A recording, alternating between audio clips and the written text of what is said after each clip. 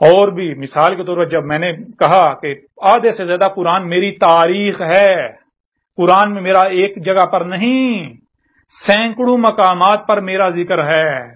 آپ لوگ تو یہ کہہ رہے ہو نا، یعنی کہ ایک پر بھی نہیں، ایک چھوڑو، سینکڑوں مقامات پر اس کو پڑھو، اس کو ختم نبوت ہو، جو ختم نبوت کے نام پر آپ نے جو کچھ گڑ رکھا ہے اس کے حقائق کیا ہیں وہ دجل اس میں چاک کر دیا گیا، ایک پہلو سے نہیں درجنوں پہلوں سے، اور دنیا کی کوئی طاقت رد نہیں کر سکتی. اور جن روایات کا تم لوگ سہارا لے رہے ہو، جن روایات کا سہارا لے کر تم لوگوں نے یہ اکادن ریات اخذ کیے ہوئے ہیں، گڑے ہوئے ہیں، ان کو بھی اس کے اندر وہ روایات بھی موجود ہیں، ان کی حقیقت بھی چاک کی گئی ہے. بالکل واضح کیا گیا ہے کہ ان روایات کی بنیاد پر جو تم لوگوں نے دجل جو ہے وہ پھیلایا ہوا تھا اس کی وہ بھی چاک کر کے رکھ دیا گیا.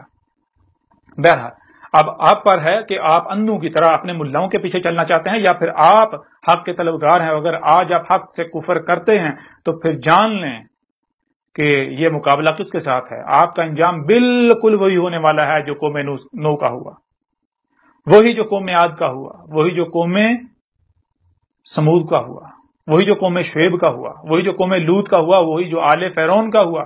اگر کوئی میرے ساتھ دشمنی کرتا ہے، اگر کوئی میرے ساتھ دشمنی کرتا ہے اور جو میری دعوت کو دل سے تسلیم کر رہے ہیں ان کے ساتھ دشمنی کرتا ہے تو وہ جان لے وہ نہیں بچے گا، نہ دنیا میں بچے گا نہ آخرت میں بچے گا.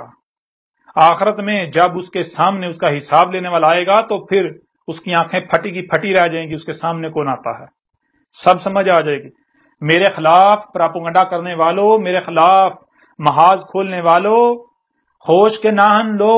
میں کوئی بکواس نہیں کر رہا، میں کوئی ہوا میں باتیں نہیں کر رہا، میں کوئی ہوا میں باتیں نہیں کر رہا، میں دلائل کے ساتھ ایک ایک بات کر رہا ہوں. اگر ہمت ہے، اگر حق پر ہو تو دلائل کے ساتھ بات کرو. اگر تم کہتے ہو کہ ہم اللہ کو مانتے ہیں، اللہ کی مانتے ہیں، تو پھر اسی قرآن میں اللہ نے کیا کہا؟ اللہ کہہ رہا ہے کہ جہاں سے بھی کوئی آواز بلند ہوتی ہے، حق ہو باطل ہو جو بھی ہو، جہاں سے بھی کوئی آواز بلند ہو اس کو سنو. جو کچھ بھی تمہیں سنائی دے رہا ہے، جو بھی آواز اپنا وجود رکھتی ہے اسے سنو. تمہیں کان کیوں دیے؟ اسی لیے دیے ہیں تاکہ تم سن سکو. سنو، اور صرف سننا ہی نہیں، پھر جو دکھایا جا رہا ہے وہ دیکھو. صرف دیکھنا نہیں بلکہ جو سنتے اور دیکھتے ہو اسے سمجھنے کی صلاحیت دی تمہیں، اسے سمجھو. تو جو ان صلاحیتوں کا استعمال نہیں کرتے، جو صرف سنتے ہیں اور وہی کرتے ہیں جو سنا، جو دیکھتے ہیں وہی کرتے ہیں جو دیکھا، وہ کیا ہے؟ جو عقل کا استعمال نہیں کرتے، جو غور و فکر نہیں کرتے، جو سنا اور دیکھا اس کی تحقیق نہیں کرتے، اندھوں کی طرح اپنے باوجود کے پیچھے چلتے ہیں. تو ان کے بارے میں اس پورے قرآن میں جگہ جگہ کیا کہا؟ ایک مقام پر کہا کہ وہ اندھے ہیں، دوسرے مقام پر کہا کہ وہ پالتو جانور ہیں، وہ جانور جن کے گلوں میں پٹے ڈالے ہوئے ہیں، جن کے پٹے دوسروں کے ہاتھ میں ہیں. جس کے ہاتھ میں پٹا ہے اسی کے پیچھے جاتے ہیں، ادھر ادھر اپنی گردن نہیں کاٹ سکتے، اپنا رخ ادھر ادھر نہیں کاٹ سکتے. اگر ادھر ادھر رخ کریں گے تو جس کے ہاتھ میں رسی ہے ان کی وہ پٹھے گا ان کو. اور مقام پر کہا کہ وہ کیا ہیں؟ وہ خنزیر ہیں. ایک اور مقام پر کہا کہ وہ قرادہ ہیں. قرادہ کا مطلب کیا ہے؟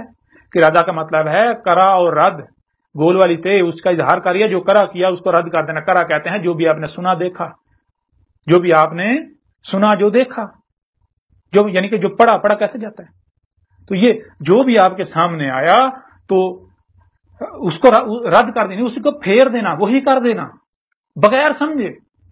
یہ خصلت کس میں پائی جاتی ہے؟ یہ خصلت بندر میں پائی جاتی ہے. بندر جو دیکھتا ہے وہی ریپیٹ کرتا ہے، وہ سمجھتا نہیں ہے. وہ عقل کے اندر تمہیں کیا صرف سننے اور دیکھنے کی صلاحیت دی گئی یا پھر سمجھنے کی صلاحیت دی گئی جو سنتے اور دیکھتے ہو؟ تو اگر تم جو سنتے اور دیکھتے ہو بغیر سمجھے اس کے اوپر عمل کرتے ہو، بغیر سمجھے اس کے پیچھے چلتے ہو، تو تم پھر کیا قرادہ نہیں ہو؟